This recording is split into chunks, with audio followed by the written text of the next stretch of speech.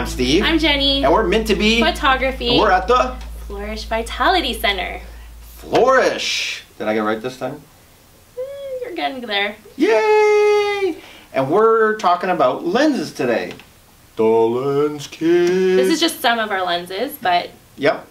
We get a lot of emails about tech questions, and when I'm buying lenses, I like to go on video blogs such as this and hear from working pros how they like certain lenses before I purchase them, because they're not cheap. No. These are very expensive product, but very good for your business, I guess. Absolutely. And yeah, we're going to start with, we like to work with primes mostly. We have the zooms, the Mazda lenses, because they're zoom. The Mazda? I thought it was funny. Okay. No? Okay. Well, the 200mm you need. This is like one of the main lenses for, we shoot a lot of weddings and portraits. And the 24-70. These are the two zooms that you'll ever need. That you need in your camera bag. Yeah, they cover every focal length and everything you're ever going to need, but there's some downsides. They're very heavy. They're bulky. And they're bulky and not so much bokeh. These things like this, if I shot a wedding for 10 hours with this, my wrist hurts for hours. Yeah. Very painful. And one thing that a prime does, it gets rid of that pain, because this is a lot lighter. And also, we don't have the focal problems. You can't shoot people wide open with this lens. No. They look chubby. When you hear the camera adds 10 pounds, no, it's the lens. And this lens will add 50 real quick. This thing, it's real cool. This is a wide open lens, but will cut all your distortion. For you photographers that shoot a lot of models, and you like your wide angles, please get this. What is that one? Oh yeah, I never said. Mm-hmm. It's a 35 1.4. Ta-ta-da. It's a great lens. It cuts distortion, and you know what? I use this for almost all my events. This is on my camera maybe 30% of the time. Yeah, and that's one of my favorite ones for engagement shoots, because I like doing a lot of environmental shots with the couple. Steve likes doing most of the portraiture, but this one's probably my favorite for engagement photos. Yep, she calls it Lucy. Lucy. Lucy. This is the 58 we like. It's a nifty 50, but a little more niftiness, because it's got 8 more millimeter on it. And the cool thing about that, it's a cross between the 85 and the 50. So you can shoot portraits with this, and you can go landscape as well. I find this lens almost gives a 3D effect with people. It's really cool color. And the bokeh is phenomenal. This is the Bokeh King. This is Lord Bokeh. That will be its name, Lord Bokeh. I thought it was Papa Giorgio. I like Lord Bokeh. Okay. It's going to be Lord Bokeh, because so it's the best Papa bokeh. Giorgio? That's Papa Giorgio. This is my favorite lens. Adorable. It is the 85 1.4, and this is the best for shooting people at prime focal length. This has no distortion. This is actually the closest what your eye sees. Great for portraits, great for full body. You might have to stand back a bit, but this thing works. Also, I'll tell you a trick. The 200mm, if you shoot that a full 200, you actually look like people will lose weight. They compress. Mm.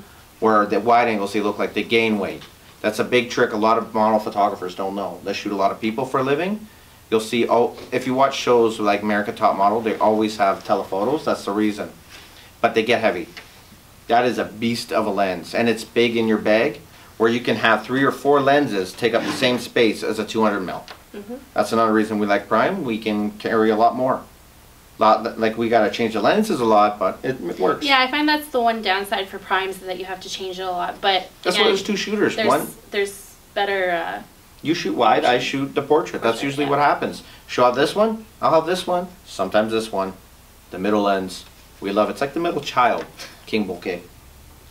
Well, also if you're using a crop sensor camera, the focal lengths will be different. For example, a 50mm will be more of an 85. Actually, another reason that Nikon likes the 58, that's actually a perfect 85mm for a DX or crop model, I should say, for the Canon users. And yeah, the beauty of a crop is that you can get more focal length out of your lens. A 200mm actually turns into a 3. Wow. Yep, you get more reach. A lot of people didn't know that. I didn't know that. I didn't know that till recently, because I don't use crop. But someone that uses crop, I'm like, why do you use crop? And they're like, more reach. Cool. Also, we use very low light cameras. Nice ISO Kings, and with these lenses we can go very low light and still work without flash. That helps with the creativity if there's natural light with the weddings and portraits, and that helps us carry a lot less stuff. Yeah. So one question that I'm going to ask you Mhm. is: there's probably a lot of people that want to switch from Zooms to Primes. If they could buy one Prime, which one do you think that they should get? The best one to start off with would be a Nifty 50. It's little, and it's a good focal length for about everything. Or an 85, but I love the 85. But the Nifty 50 is technically an 85 on a crop sensor. Most people starting out do have crop sensors. These will break your bank. Your bank will be anorexic after these things.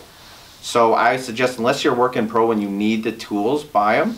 If you're a newer or enthusiast, no. There's other third parties like Sigma that have a lot of bang for the buck that are less than half the price. A Sigma 50 mil you can get for $1,000, where this was about, what, 2,000, including tax. So there's different options out there. You don't have to buy these primes. We just like them. We like Nikon in our kit. We put Nikon on Nikons. We like the look of them, and that's basically it. And also they perform better bokeh than Sigma and third parties. We like bokeh. And that's why we use these. But we suggest, if you're starting out, stay away from them till you make a living doing it. Or if you have a lot of money, why not? Okay. That was our lens thing. And tomorrow we'll talk about or next week we'll talk about something else. Yay. Subscribe!